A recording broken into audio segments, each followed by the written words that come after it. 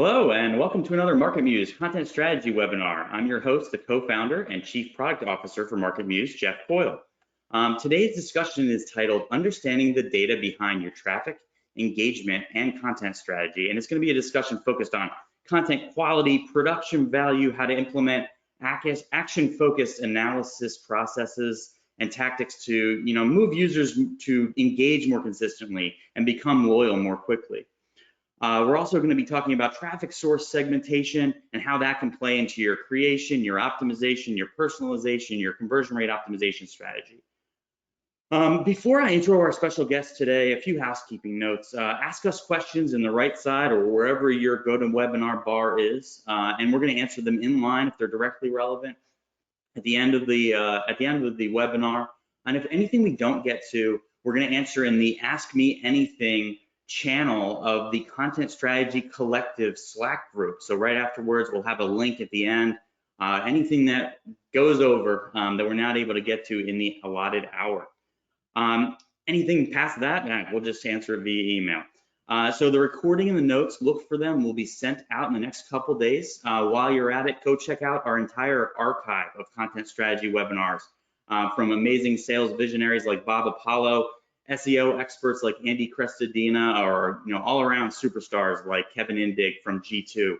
If you download multiple recordings this week, shoot me an email at jeff@marketmuse.com, and I'll set up a content strategy overview with you personally on Drift. And now I'll intro today's special guest. She's the Senior Director of Customer Education at one of my favorite companies. And she's really focused on using data to publish more wisely today and get more out of really every dollar you spend on content. Jill Nicholson. Thank you for joining us today. Thanks, Jeff. Yeah, I'm excited to be here, excited to talk a little bit about the intersection of engagement and content strategy. Thank you so much. Will you give us a quick overview of Chartbeat for anyone that's not very familiar, and then your team and then your team's mission? Great, yeah, so Chartbeat is the leading content analytics platform that's used by online publishers to build and grow a loyal audience. So the platform is tailored specifically for content workflows, and it features a lot of real-time information that helps you understand the real behaviors of readers in time to make the optimizations that can influence the experience that they have on your site. And all of the things that we do have a focus less on just sheer volume and more on engagement. So it's a very curated experience that helps you understand quickly where you have those opportunities to improve, and can also use reader preferences as kind of one of the touchstones of your content strategy. As we were chatting about earlier, I have been with Chartbeat for about 5 years, but I came from local journalism, so I was a Chartbeat customer before I was a Chartbeat employee. And my current role, Senior Director of Customer Education, really means I'm in charge of pretty much all customer communications from Chartbeat. So our blog, our social media channels, our monthly newsletter, shameless plug, you can subscribe at chartbeat.com, and as well as all training. So really trying to put the data in, in a way that really connects with the workflows of our users. Chartbeat has been around for more than 11 years at this point, and we're incredibly fortunate to work with some of the largest content organizations in the world. And it allows us to do two things. Number one, it allows us to build those targeted tools that fit into workflows rather than interrupting them. But it also gives us access to a wealth of data on how people around the globe are discovering, interacting with, and becoming loyal to certain sources of content. So for my team, the content marketing team, I think our overall mandate is really just helping as many people in the world as we can make sense of the data, whether they're our customers or whether we're speaking to prospects or whether we're on a webinar. And, we work across a lot of different functions. So, we do a lot of partnership with our demand gen and operations team to work on, growing pipeline. We do a lot of work with the sales and customer success teams on enablement. And then obviously in my role as kind of the head of training, also, really making sure that everyone on the Chartbeat team has the best understanding of our customers and is empowered to speak in a way that can really help us support the industry. We think our company mission is that meaningful stories matter wherever they live, and Mhm. our goal is to help them thrive. And so, we're a really mission-driven company, and it makes it a really interesting place to work. And we get to come into contact with so many different types of content producers and kind of get that global perspective. So, I always say I have the best job in the world. No, I feel the same. I feel like the use of Chartbeat drives so many decision-making workflows. I was also a customer about now for over a decade in various capacities, and I think that one thing my question for you that I lead with is how do you start teams down a path of making decisions with data? Maybe they haven't maybe they're not used to updating content at all. It's a publish first and kind of move on kind of experience. Or they're not used to updating headlines or updating leads. How do you get someone over that hump with the data that Chartbeat provides?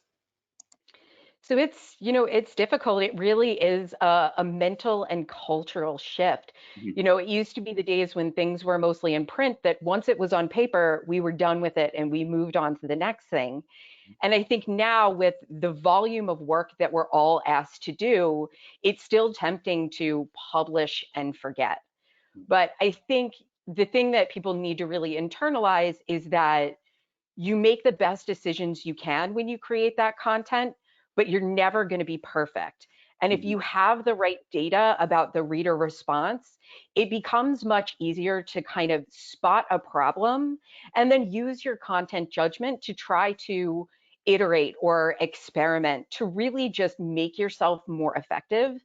And one thing that we've seen, and I know that we also will talk about this, is those reader habits are changing rapidly in response to technological changes, in response to pandemics. And if you lose sight of your audience behavior, even just for a few months, you could be making decisions that really aren't meeting them, that audience where they are.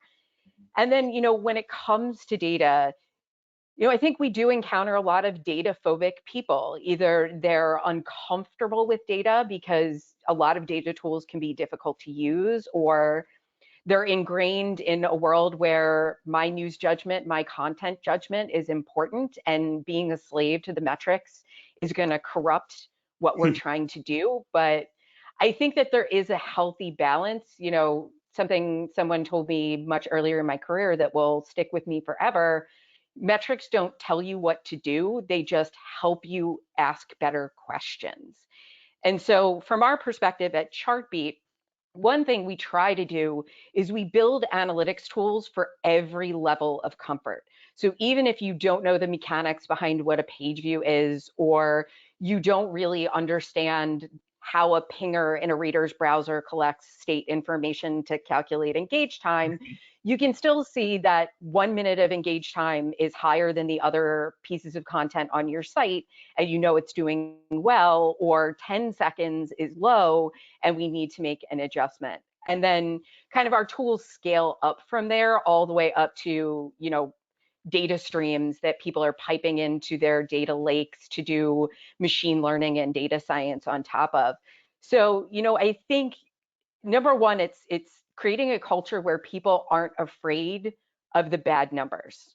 Mhm. Oftentimes we look at the metrics to pat ourselves on the back and say we did well, but I think there's more to be learned from finding something that didn't go well and then trying to experiment and iterate and get better. And if your staff is afraid to admit that something didn't go well, then your problem is not your metric strategy. Your problem to me would be more of your culture. Um, and then I think, really just defining the metrics that do matter. We collect so much stuff, especially as we just add more and more channels. Our sites are owned and operated, our email programs, we are also collecting data on, well, when the world allows us to, again, real life events and everything. So, I think by keeping the staff really focused on what you're optimizing for kind of as a North Star, whether that is, acquisition or retention, I've been really happy to hear how many people are starting to shift that focus from acquisition to retention. And then, just relentlessly reminding people, you know, we're not always going to get it right the first time, but if we measure and repeat, we'll get there. We'll get there eventually. So we talk about it a lot as the democratization of data, because I think, if we were talking 5 years ago, most organizations had somebody in charge of analytics that sat over here and kind of doled out insights. And I think there's still value in having people that own the analytics piece who can do the deeper dive. But especially when we're talking about content, those patterns can shift on us in an instant.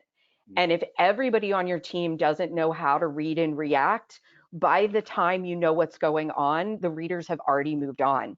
So, making sure that everybody has the right level of access and the right level of comfort and the right direction to incorporate that data into their decision-making process, but not to let it rule them, to the point that it, kind of takes all the joy out of what we do, which is, delighting our audiences through content.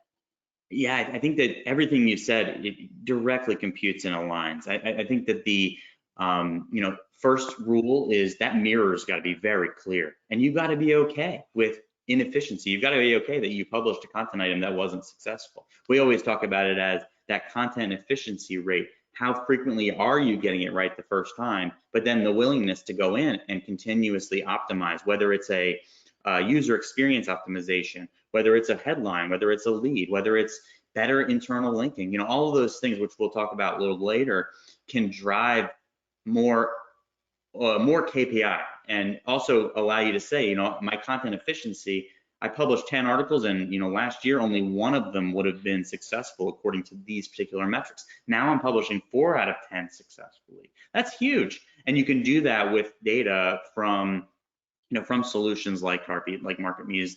With Chartbeat, it's that deep dive. It's like really understanding all the aspects of the way the reader read it, the way the reader engaged with it. And I think that really, really aligns with kind of what you have to be critically thinking about. It's not just the visit, not just the entrance. It's how did that lead to business success? And that aligns to, having an engagement strategy just generally for your business. How do you define that for clients, or how did you define that in your previous life? And what do you recommend for getting started with or making your engagement strategy more mature? So there's a couple of things I recommend. And the first thing is to be realistic about the people on the other side of the screen. When we talk about metrics, a lot of us track page views, right? But a page view doesn't tell you anything. And of the billions, we measure about 50 billion page views a month, and we see that almost half of readers will be gone from that page in less than 15 seconds. And that's a problem. If we want them to remember what they read, if we want them to build brand awareness, 15 seconds is not enough to build that affinity. So the first thing I would say is, we do need volume metrics. We do need to understand our reach, but they should always be supplemented with some type of quality metric, whether it's the active engage time, so we understand where there's a disconnect between what people clicked on and what they were expecting, or loyalty metrics, like how frequently have these people visited our platforms and how does that behavior change over time. So by combining more than one metric, my data scientists warn me all the time, a single metric will never tell you what you need to know. You need at least a couple that are kind of working together to really give you that full picture. And then again, understanding that full customer journey from, how do you get in front of their eyeballs for the first time, through how long does it take you to get them back to your platforms, and then really understanding that relationship between volume of content and conversion moments, whether the conversion is subscribing to your blog or your newsletter, or actively beginning a sales conversation with your internal team. And so, I think you have to think through those stages and which metrics are the right metrics. And then, especially as we talk about both of these, a multi-channel strategy is important because a reader who finds you on Google will not behave the same way as a reader who finds you on a social platform. It the device behaviors are slightly different. The loyalty behaviors are different. Even down to different the devices and channel specific strategies. One thing we've observed, particularly in the last couple of years, is that readers who access content on a mobile device are actually much more loyal to individual sites than readers that are accessing on a desktop. They come back more frequently, they consume more content per visit. So Mhm. those are kind of the like realities of people that you want to be asking as you kind of think about that holistic strategy. But one thing I'll say is you got to start somewhere. You're not going to go from zero to the most sophisticated metrics driven, metrics informed organization. So, really, just pinning down 1 to 2 metrics for kind of each of your stages of the customer journey, I think will help you fix the biggest problems first. And then as you get more comfortable, that's when you can get a little bit more sophisticated in your channel specific strategy or your segmentation or personalization. But, at base, there's got to be some strategy to build off of. Yeah, I think that worth the price of admission is always ensure you've got multiple metrics when you're using that to make decisions.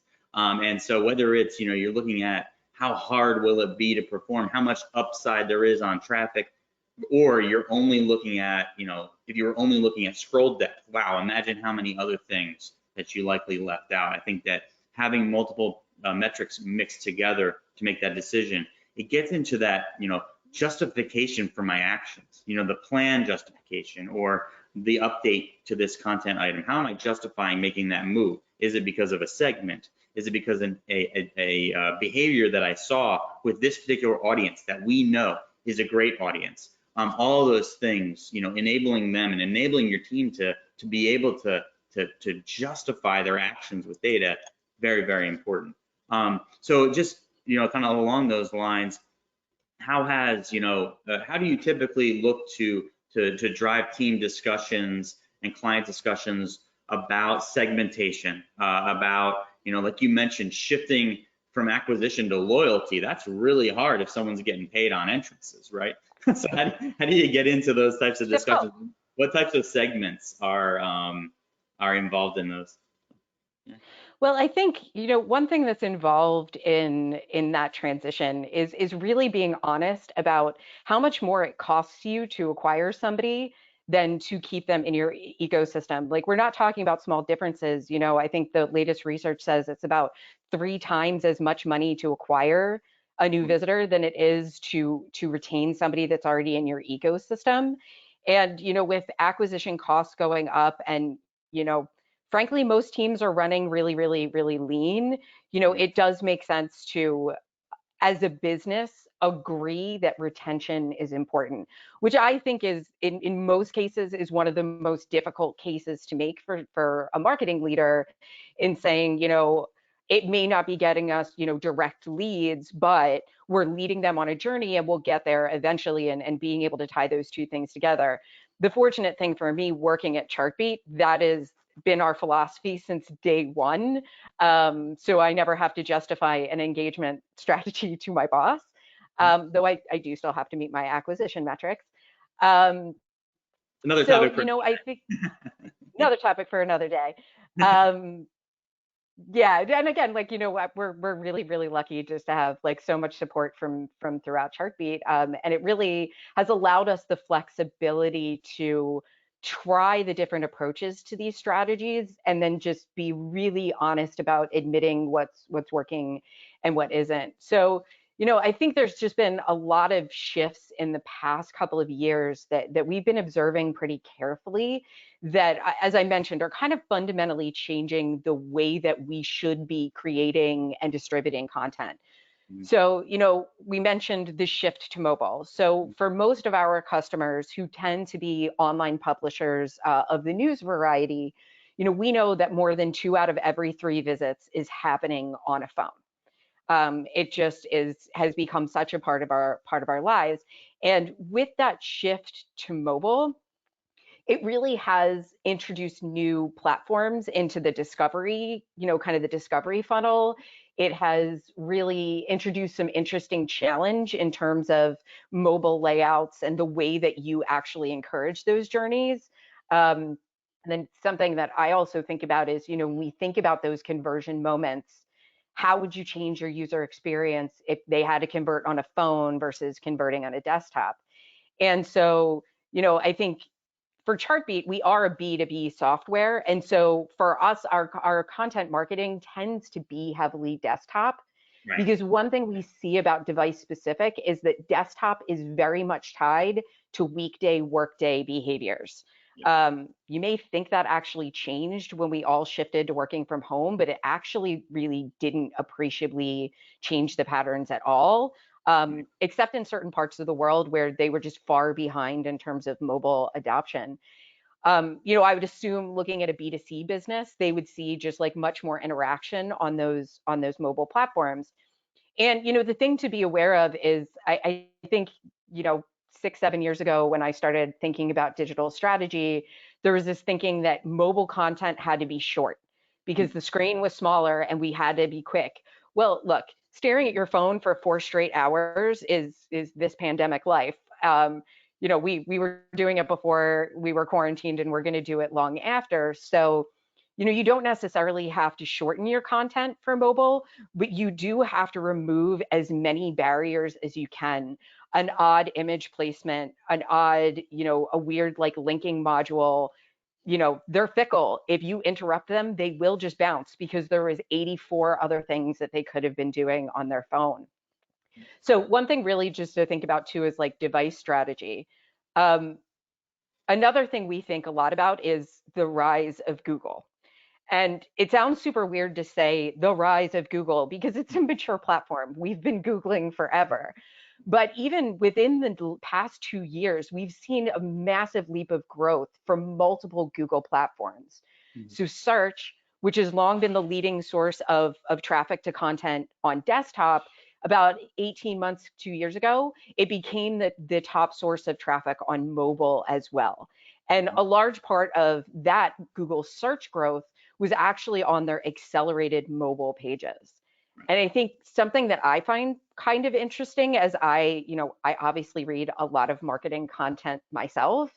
I'm actually surprised at how few content marketers are actually publishing to that accelerated mobile format. For those of you that are just unfamiliar with it, it's just essentially a framework for publishing pages that loads much faster on mobile, and then Google will prioritize those faster loading pages in their mobile search results. So if you see that little lightning bolt, that's a mobile page. And so it's readable. We've seen that people are willing to devote more time to reading on those faster loading pages.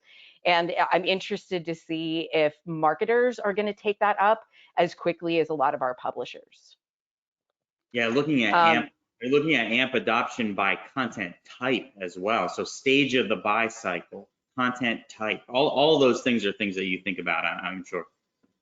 yeah, and then not as much for marketing, but more for editorial content. We're also looking at Google News, which relaunched about I want to say May of 2018, and again has more than doubled its growth. And then a Google platform that we call Google Chrome Suggestions, which is when you're on your phone and you're using Chrome as your browser. Now, when you launch a new tab, they're showing you articles for you based on your browsing history.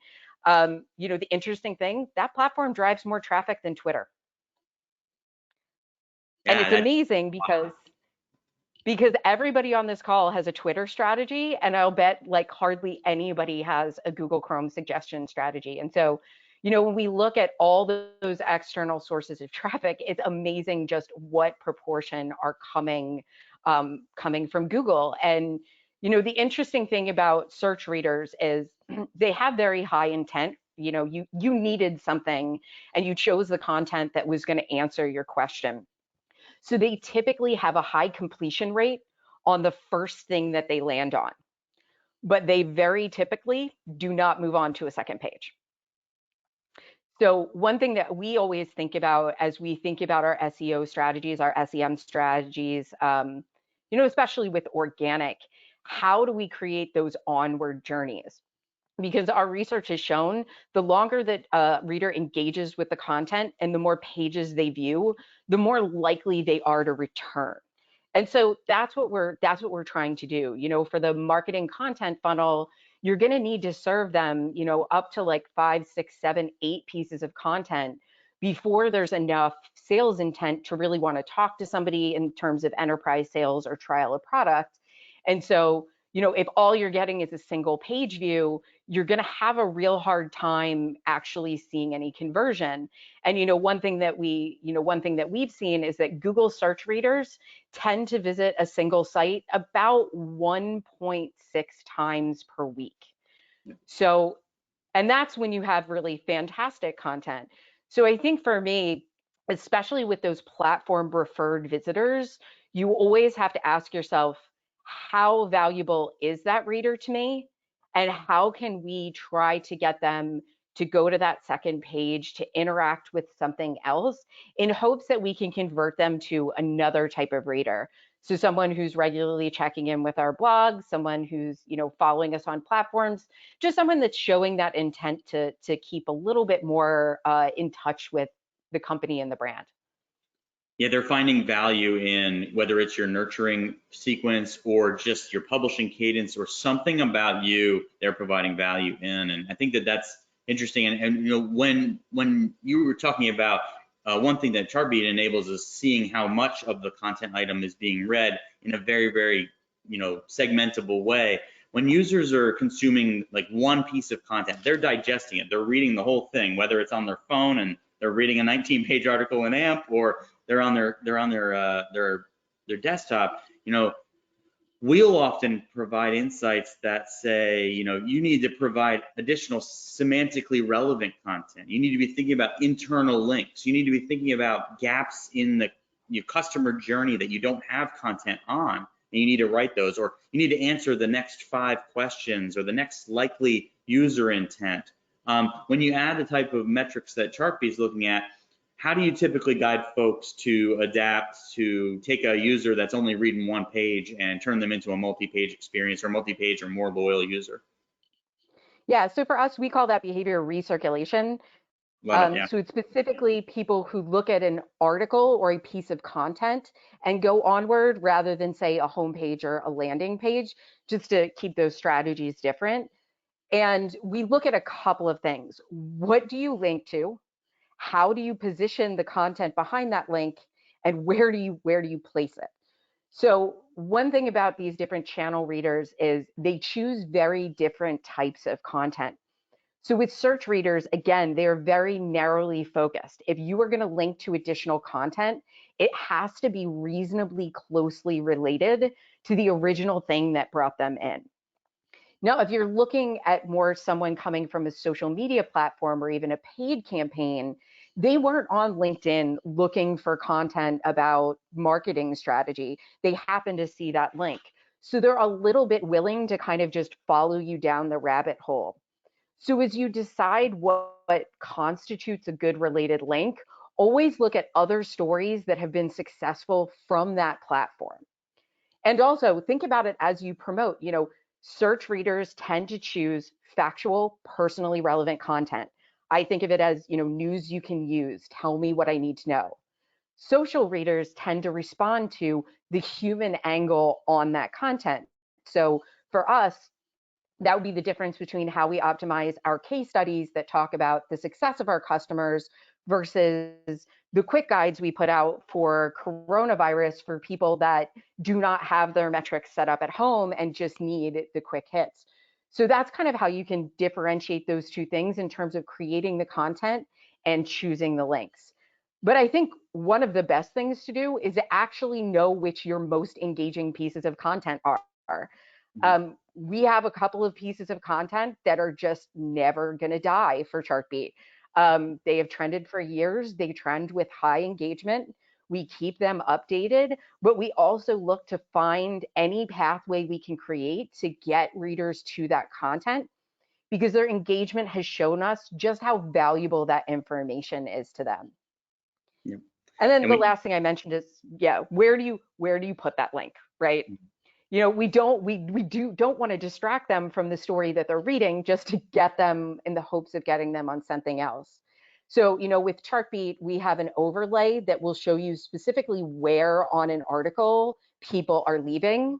And that's an opportunity to either adjust that portion of the page to increase the engagement or to place a link to try to show off additional content. Um, but the thing I would caution against, and this is something that I see happen over and over again, when we say linking strategy, the link is a headline. It is the only information that reader has to tell them that the content behind that link is worth their time. And so one thing I would caution against is highlighting, you know, two words in a sentence and calling that a link.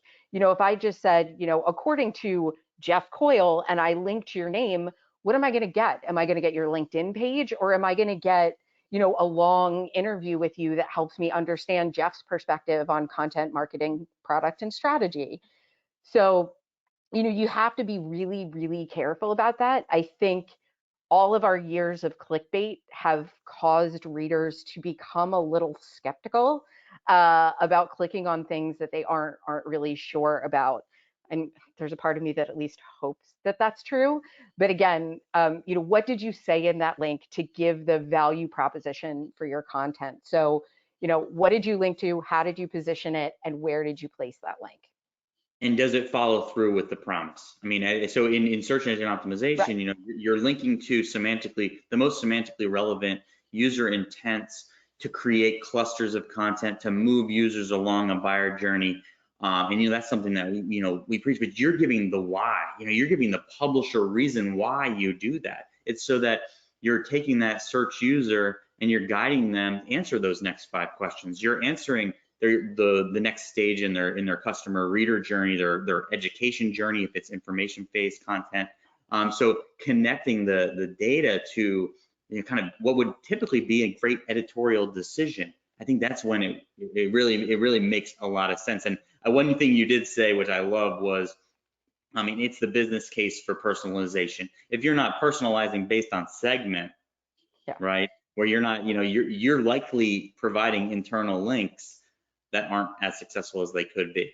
And that I've said that for a very, very long time. You just said it with the data. It's to say, if you're providing the same connective links for a user from Twitter that you do for a user from Google, you're missing the boat. You're missing a huge potential upside. And segmentation information, like you're discussing, really drive the bus towards really wanting to personalize. Then personalization of those next steps, really, really key. I thought that was really interesting. Um, and again, also with quality of traffic, like how have you seen users, how have you seen publishers make decisions based on quality of traffic? So, quality of traffic for us, we look at the difference between those loyal readers and kind of what we would call flybys, the type of folks that you might see once a month, but not with enough frequency for them to be really valuable. Especially when we're talking about driving people through a sales funnel or a subscription funnel. And we have observed that those two groups have different behaviors on site. So new readers tend to read more of that first article, but not read a second, whereas loyal readers will read 3 times as much content per visit, but they probably don't finish any single piece. Because they tend to be more familiar with you and your content. So, they're often there for like, what's the most important stuff at the top for me. And so, we're also looking a lot at, how they choose different types of content. Um, And it's going to be different for every site. You know, what attracts someone in the first place when they're kind of off your site on various platforms may not be the type of content that keeps them coming back, you know, every week just to see what you have to say. And I think understanding those content preferences. And when I say content preferences, I don't mean topic. Topic is incredibly superficial in talking about why we read something. You know, you need to look at how was it presented? What was the, you know, lead of that story? I'm a journalist. I'm going to be a journalist the rest of my life. I call it the lead. For everybody else, it's just the first paragraph. Um, but that lead, was it straightforward and factual? Are we telling an anecdotal lead? When is the right time to do the right thing? Because, you know, obviously there are SEO implications for how we write those leads, but, you know, at the same time, you know, is there something that our loyal readers are preferring that is uncommon to those new readers? You know, do they tend to prefer data visualization to explain these concepts to them, whereas your new readers prefer more of a narrative? You know, I can't say what the difference is going to be for your site, but I think by using the metrics to segment out those two different sets of content and then using your editorial brain to try to figure out what about this presentation likely appealed to these folks, that's where you can create some hypotheses and kind of design some experiments to say, we know that loyal readers tend to come from these channels and tend to prefer this content. We're going to intentionally create those types of content and promote those on the channel. And then we're going to close the loop and measure and say, was that hypothesis correct? And is that something that should become a longer term strategy rather than a shorter term experiment? Yeah, I know, and that's the type of editorial leadership decision making and things that spending time on can yield huge benefit in understanding the audience and being, you know, just thinking critically about what I'm presenting. I mean, if you can actually say that my loyal customers like this type of content, but my, you know, people who haven't experienced our site maybe are more likely to convert with a different type of content, you can use that to publish more intelligently in the future. I think that's really a beautiful way of phrasing that.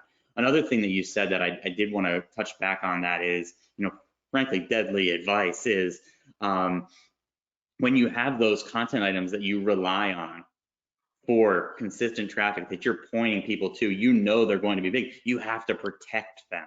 So many publishers don't have protection strategies for pages that they rely on for ongoing recurring traffic and engagement. How are you protecting that page with new content? How are you building out infrastructure and foundation around that content item that continues to tell the story, that you are keeping it fresh, you're keeping it up to date, but that you're also Yep. expanding to other intents? That is such a common blind spot. I thought it was very unique the way that you presented that. So, Yeah, the other thing I always think about with those pages is, I mean, they're just a portal to other things. yep. And yeah, we put links in it 4 years ago when we posted it. We've got better stuff now. And again, like, you know, we also, you know, we tend to take certain times in our calendar for rehab, right? For just like going back and Oh yeah. evaluating all the content and saying what needs a little bit of love, what you know, our SEO strategy has changed in the past 5 years. You know, what didn't we seed back then that needs to be reseeded in the content? What new things do we have to update or to link to? And you know, I'm not above milking those old pieces of content for everything they're worth. It just gives us more bandwidth to create better new content because we don't necessarily have to stay on like the hamster wheel of feed the content beast, feed the content beast, feed the content beast. You know, really just is like making sure that we maintain that robust traffic around the stuff that has shown to be evergreen. And then again, just trying to get those people onto a second piece of content. So it's both, you know, increasing its own metrics and it's helping us hit our goals on some of, you know, the new pieces that we're creating. Nice. Yeah, and I mean, updating existing content. What content should we update? What are our most powerful pages? I mean, that's obviously comes from, that's what we do every day, is to identify what are the topics. What are the topics you should be covering? What are the things you should be updating? How should I be updating? Because if you believe that user intent on a particular topic or query or concept hasn't changed in 2 or 3 years, or that you're going to achieve the same goals with only a fresh new piece that you're not going to interlink. Those things just don't work. And so I thought it was really eloquently stated that protecting those content items is a big win. One question we have from the audience, and thank you, is we're frequently asked to look at different engagement metrics across authors. So I know that you can look at that in Chartbeat. In our world, we'll frequently guide editors-in-chief or GMs or content marketers to highlight where authors will typically write more comprehensive content or high quality content or successful content, or maybe authors that when you assign them to go write about kitty cats, they don't write such fantastic articles. They kind of just publish and move on. But if you ask them to write about, Windows, the newest release of Windows, they do a great job. So what types of data points do you give at the author level, or have you seen be very impactful? So before we dive into the metrics, there is one caveat. Yeah. The metrics are not a ranking. If Right. you were trying to compare one author to another, you're pretty much doing a disservice to everybody involved in that conversation. 100%. I used to say in my newsroom, you can't compare an education reporter to a breaking news reporter. Their potential audience is just incredibly different. And also, frankly, the metrics that I would use to gauge their performance and to coach them are very, very, very different. But there are a lot of things that we can uncover. And if we go into it with that coaching mentality, right, we're going to dig into your readership and we're going to figure out how you can be better with every single piece of content you produce.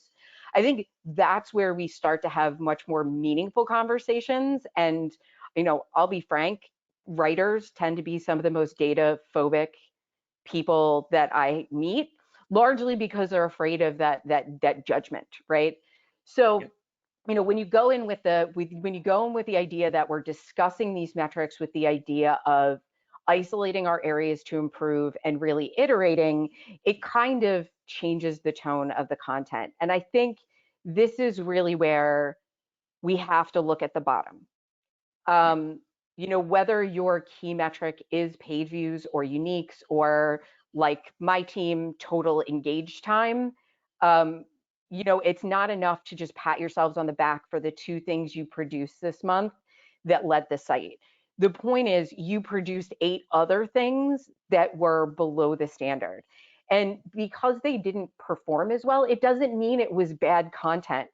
I always say there's such a recipe to getting it right that if you get one thing wrong, that story may have missed living its best life. So,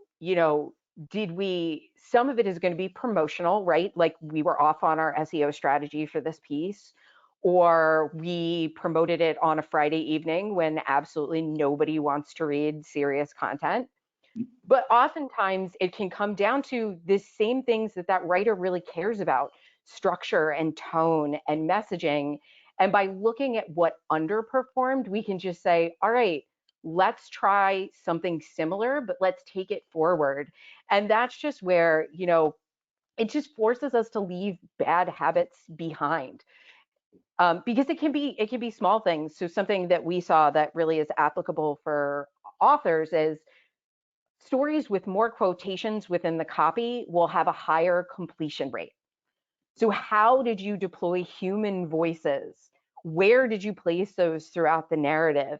That can make or break it. And so, it's not about saying the metrics are telling you should only write about cat videos, so that's your beat now.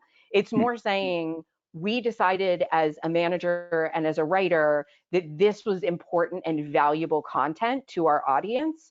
Let's try something different. But it gets to a point where sometimes you got to let go.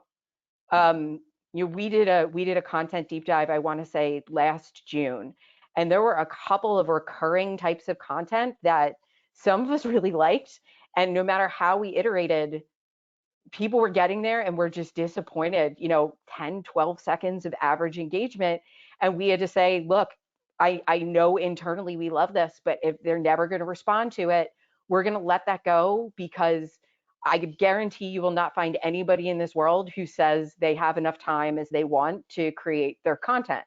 We have volume that we have to hit. We have to communicate. So, with authors, be careful about comparing them to each other. Right. Ground it in what they care about, which is the information and the way that they're presenting it. And, always congratulate them for the good work, but build a relationship that allows you to get your hands dirty and talk about the misses. Absolutely. I mean, you've nailed it. I mean, that was just a pile of amazing sound bites for managing any editorial team, and nothing makes you less empathetic to what they're tasked with every day than adding up all their page views and putting it on a top line number. I mean, it just, like you mentioned again, it's to say you took 10 swings, you got 2 wins. Why were the 8 misses there? And let's walk through it. Let's figure it out. I mean, getting your efficiency rate extraordinarily high is the most exciting thing, because nothing's worse than publishing something as a writer and it being not successful across any metric. That's what you want. That's what you want. So if you were able to hit 8 out of 10, realistically, let's make that happen. I mean, that is such a just an awesome sentiment there.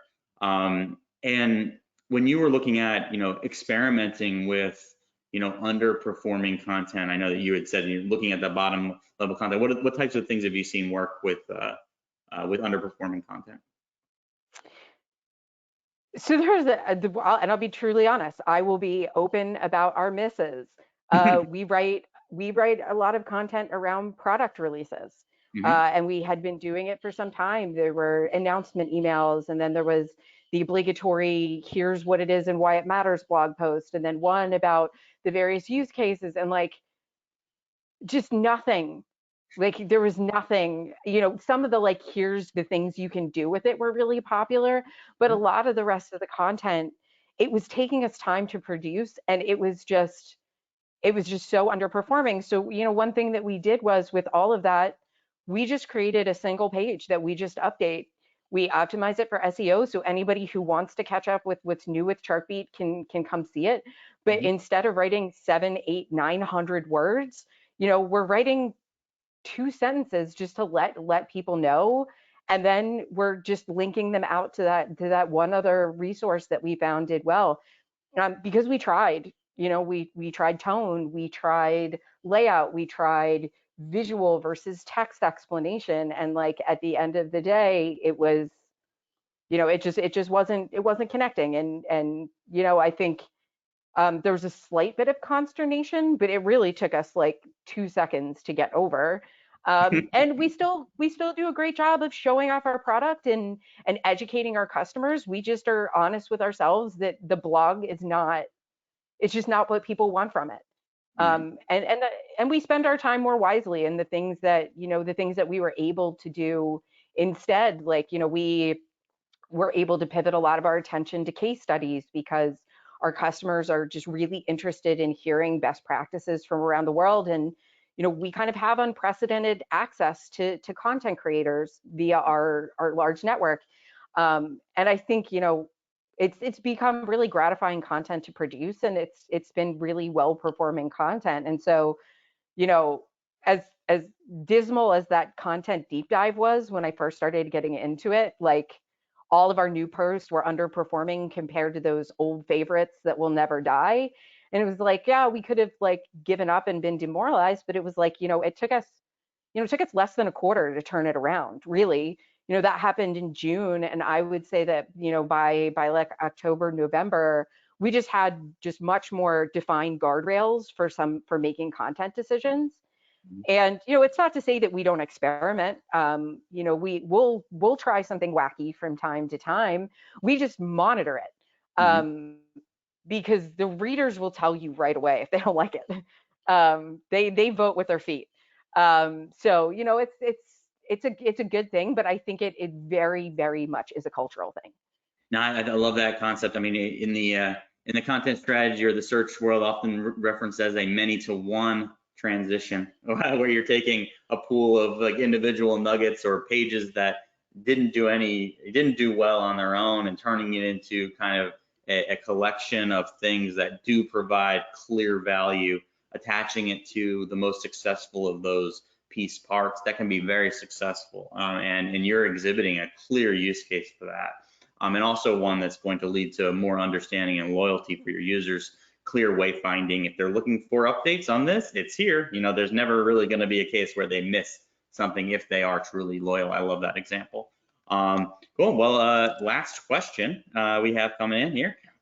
For users who are non-subscribers, but who frequently come to the site, so I guess you call them loyal non-subscribers, what are the types of things that you think on for tactics to work on them, turn them into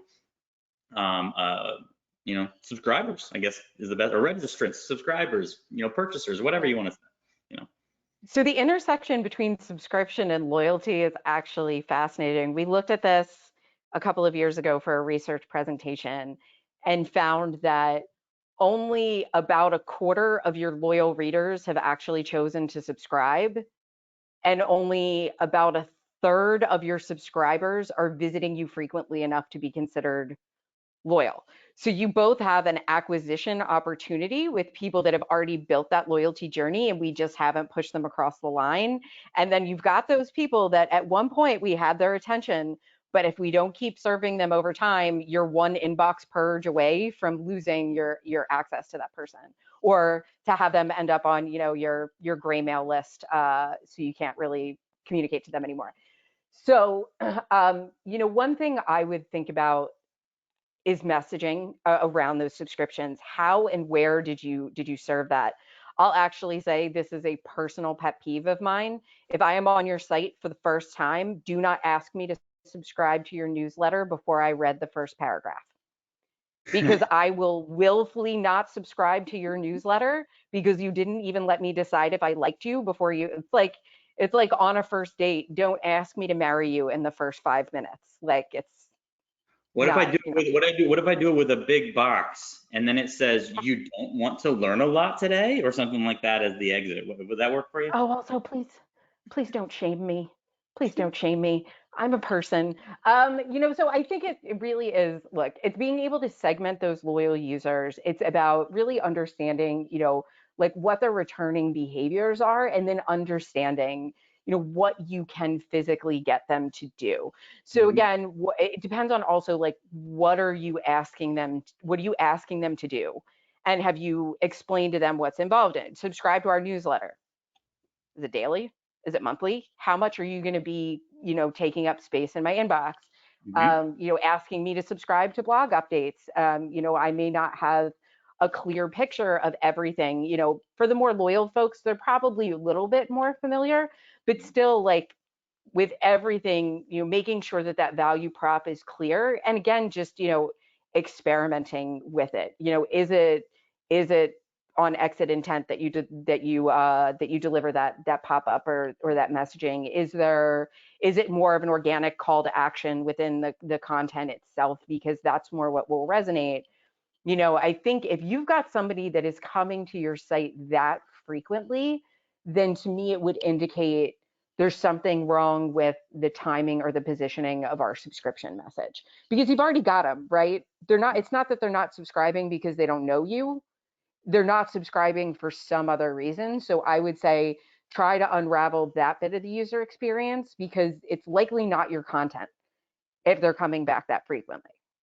Yeah, if you can segment that person, put them into a persona, and determine whether you actually have something that is a fit for that persona, can make all the difference. And knowing who those people are, it's huge. But well, we are. That is our last question, and I did want to make a promo and thank you so much for joining us. We Thank are you. in the Content Strategy Collective, which is a Slack community for content strategists, search engine optimization, and everything connected. We're doing an Ask Me Anything right after this. We have a shortened link in here on bit.ly CSCAMA. Come join. You can ask more deep dive questions, more Chartbeat questions, more, you know, well, I guess you wouldn't ask why you should have MarketMuse page cards on top of your Chartbeat page reports, but oh man, it's so sweet. You can ask that if you like, and I'll give you that answer, even though it's just AMA.